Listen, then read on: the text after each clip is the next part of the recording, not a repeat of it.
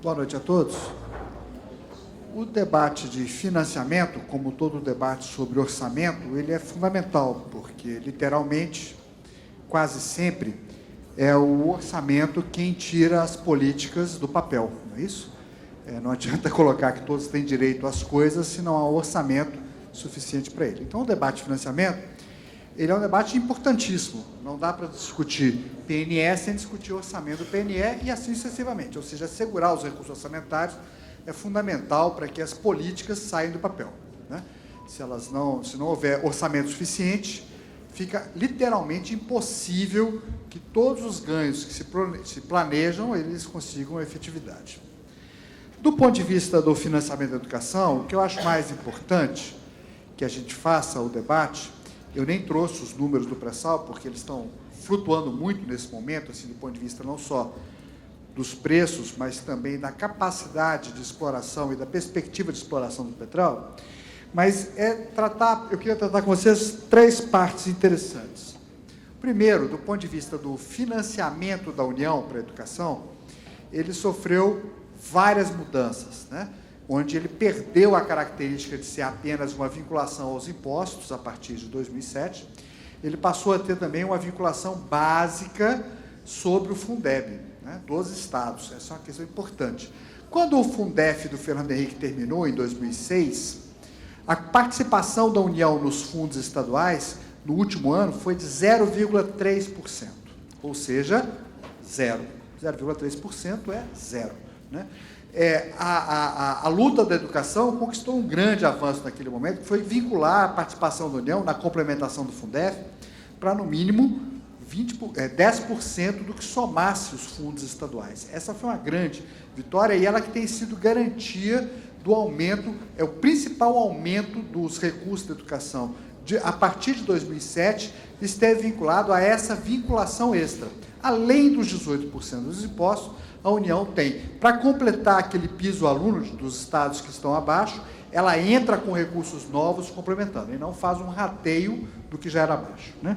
E depois teve também uma outra vinculação, também nessa emenda constitucional de 2007, que vinculou, à época, 2 bilhões corrigidos para a qualificação da educação. Então, foram saltos qualitativos, que não foi só a questão das séries, né? A diferença do Fundef para o Fundeb não foi só a ampliação do ensino fundamental até o ensino médio. Foi fundamental a vinculação do financiamento novo da União para os fundos, né? Então, essa é uma questão importante, que é importante para a gente poder ver. E o debate de financiamento, como sempre, foi uma das principais polêmicas do Plano Nacional de Educação no Congresso, foi o debate de financiamento. Então, para a gente poder compreender que essa é uma questão importante para a gente poder ver. Fruto desse conjunto, a gente vê assim que não sei se aqui tem um apontador.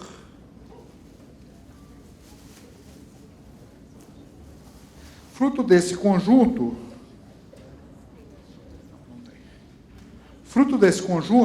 a participação da União na educação, nas despesas do MEC, exceto Previdência, aqui eu retiro Previdência da conta, porque, primeiro, Previdência não é considerado para esse cálculo da educação, tem outras coisas que não são, mas daria muito trabalho retirar tudo, né? Então, é fundamental perceber como foi a elevação.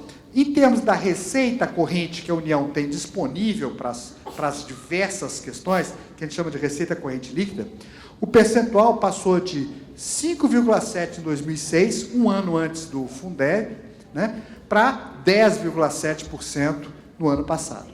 Dobrou, né? Então, do ponto de vista dos recursos disponíveis da União, o setor da educação alcançou uma grande vitória, que foi dobrar a participação, o dinheiro que a União aloca em educação frente ao que ela tem disponível. Então, essa é uma grande vitória. Ela não garante os 10% do PIB, óbvio que não.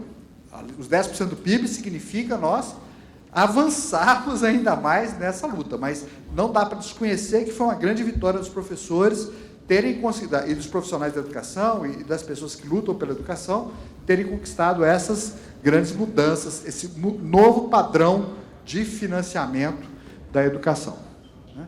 Quando nós pegamos as principais áreas do MEC, o grande pulo, né, o maior pulo, que que é interessante, foi a alocação de recursos na educação básica, ensino fundamental e ensino médio, que passou de 6 bilhões e 800 em 2006 para 34 bilhões em 2014. Né? Então, é um salto considerável, mesmo em valores nominais, para esse financiamento. Né? Então, a educação foi protegida, nós tivemos 2 PPAs muito identificados com a expansão do financiamento educacional, mas ainda temos grandes lacunas. Né? Temos grandes lacunas, não vou entrar nesse mérito, mas ainda temos grandes lacunas no financiamento da educação.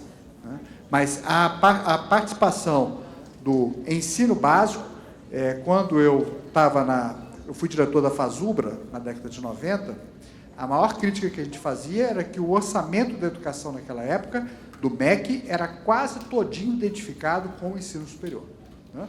Porque a União praticamente não entrava no financiamento nem da educação básica, nem do ensino médio. Né? Ficava apenas com o custo das universidades, que não era pequeno.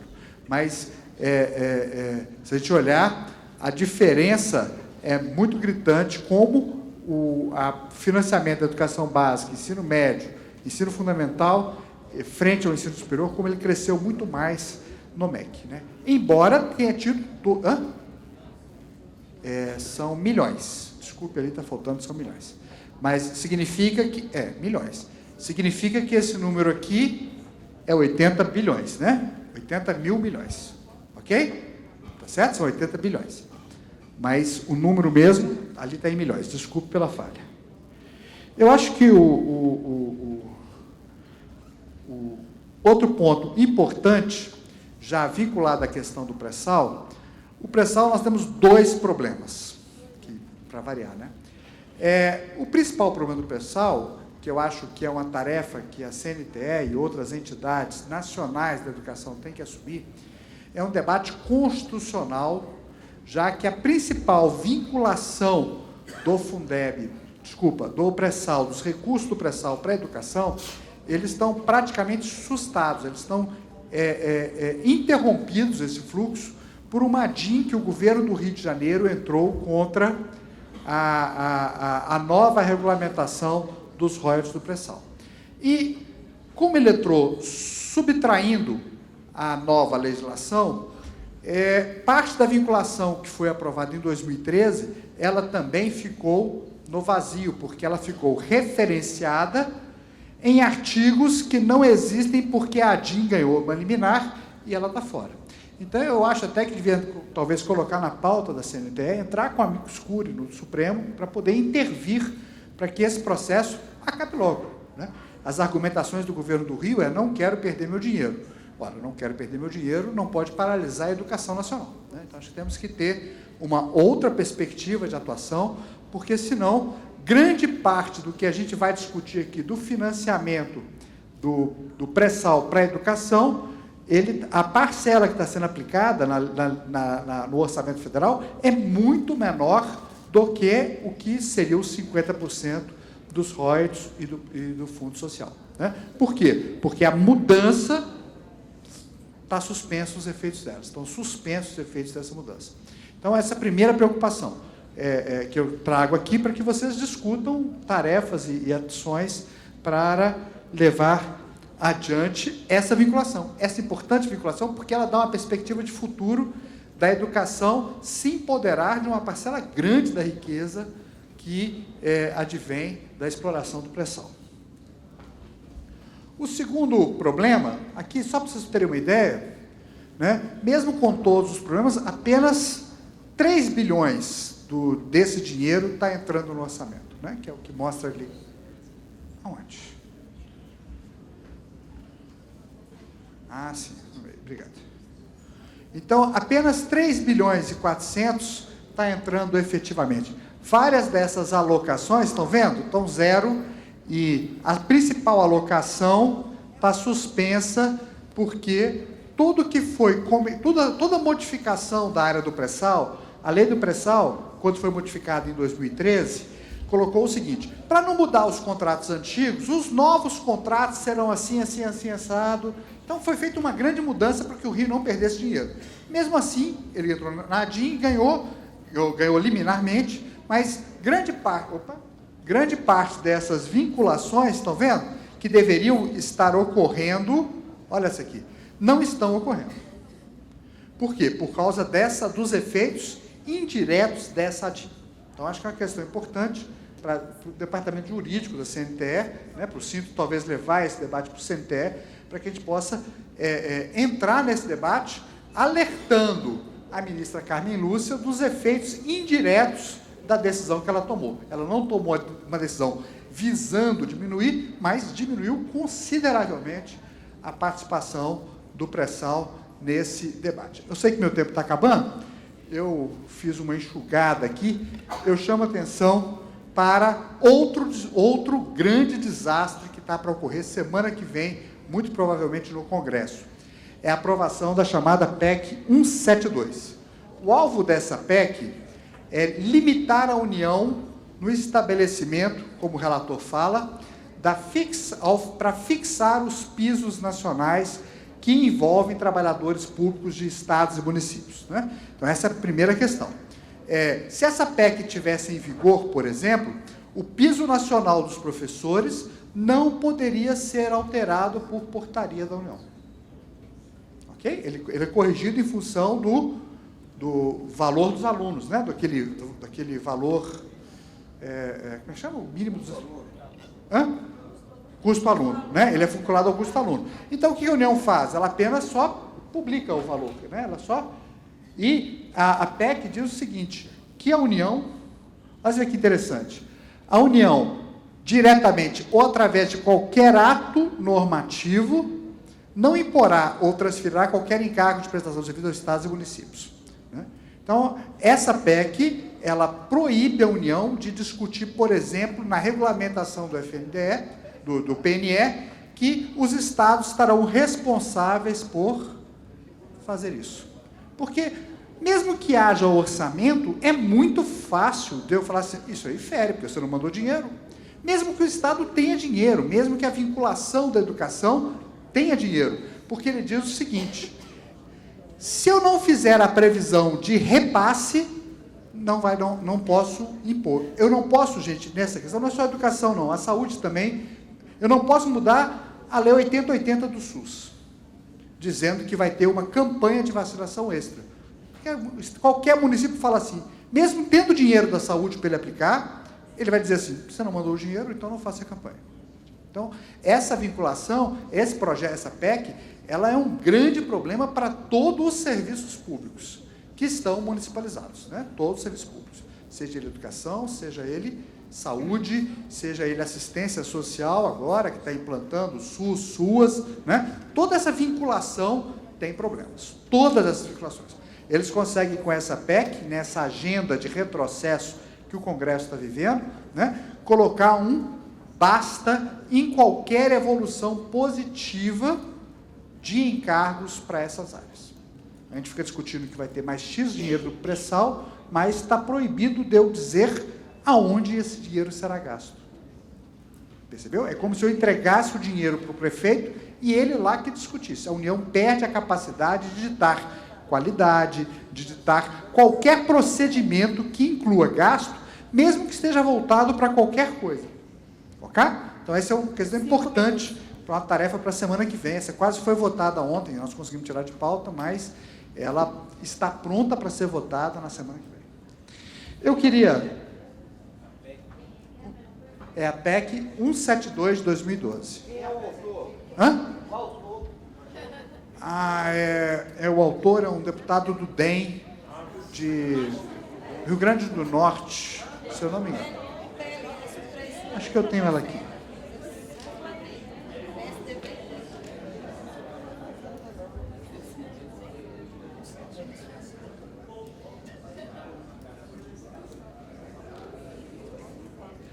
Não tem o original dela aqui, só tem o substitutivo adotado pela comissão, tem esse texto, mas é importante que a gente se atente para a agenda negativa, que a gente fica discutindo aqui, às vezes, no Congresso, como avançar, né? E o Parlamento fica discutindo como é que o nosso avanço não sai do lugar, não é isso? Que é a coisa mais importante desse debate.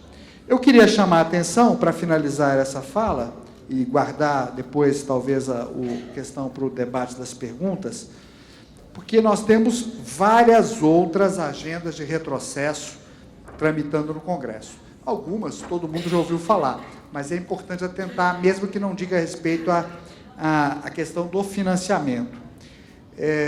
Existem muitos projetos que tentam bombardear ou dificultar a inclusão das pessoas com deficiência na rede pública, né? Então, é importante se atentar para essa agenda, é uma agenda muito poderosa, né? Tem atores muito poderosos que ficam também para exigir que o Estado contrate filantrópicas, a Paz e outros, mas tem uma agenda anti-inclusão muito grande correndo no Congresso.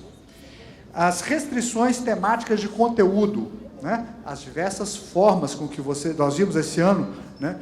Votações quando os estados e municípios estão preparando, traduzindo o PNE para os seus territórios, restrições de você tratar de gênero ou sexo, as restrições tem de todas as ordens, né? É importante estar atento para essa agenda anticivilizatória que está correndo o mundo muito, muito forte, né? Não é só um debate sobre volta da ditadura, mas volta de vários conceitos que a palavra ditadura traz junto com ela, né? E, fundamentalmente, nós temos outro grande problema, que são os limites da Lei de Responsabilidade Fiscal para a Educação, né? Que acabam impedindo que, mesmo o Estado tendo dinheiro, ele não possa gastar com professores, com despesa de pessoal, que inclui professores, né?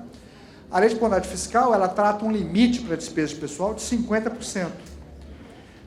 Algumas políticas públicas exigem que, ao receber o dinheiro, eu aloque nessas políticas mais de 50%. A educação é uma delas, que eu tenho que gastar 60% com o pessoal, né?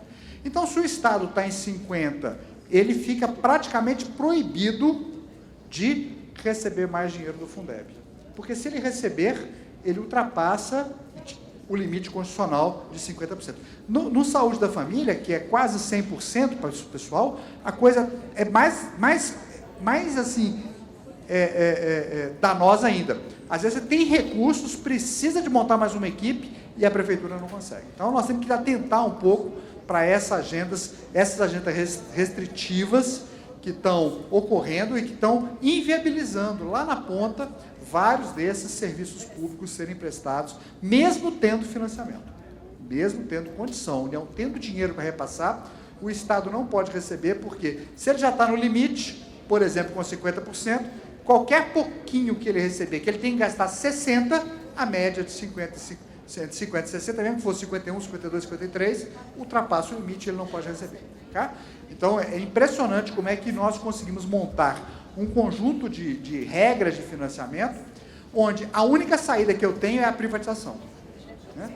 A privatização, porque se eu contratar uma escola privada, né, uma OS e tudo mais, sai do limite da Lei de Responsabilidade Fiscal. Eu não posso contratar professores, mas posso contratar via OS. Hã?